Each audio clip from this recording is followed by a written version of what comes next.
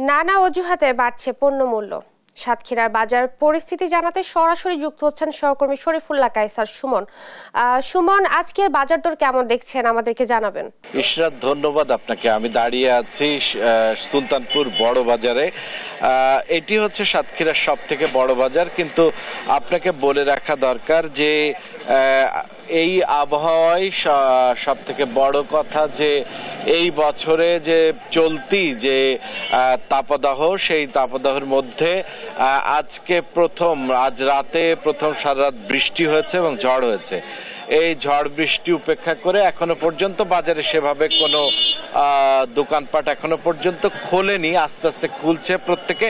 তবে যেটি চিত্র সেটি হচ্ছে যে সব মানে ভোর থেকে যে দরদামটি দেখছি সেটি হচ্ছে যে মাছ মাংস যা ছিল তাই, আর আপনার সবজি তরকারি কিন্তু বেশ খানিকটা ঊর্ধ্বমুখী। বিশেষ করে ঝিঙে 40 টাকার উপরে, প্যাচেঙ্গা 40 টাকার উপরে, বেগুন 60 টাকা, তারপরে এছাড়া যা যা রয়েছে পটল 40 টাকার উপরে, বাঁধাকপিও 40 টাকার উপরে। সবকিছু মানে 40 টাকার নিচে সাধারণ কোনো তরকারি লক্ষ্য করা যাচ্ছে না।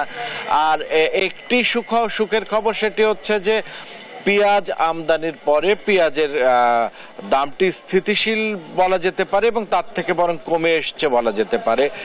10 টাকা কেজি প্রতি কমে এসেছে।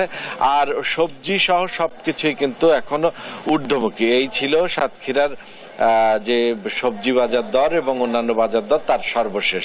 ইশরাত। সুমন, আপনাকে ধন্যবাদ।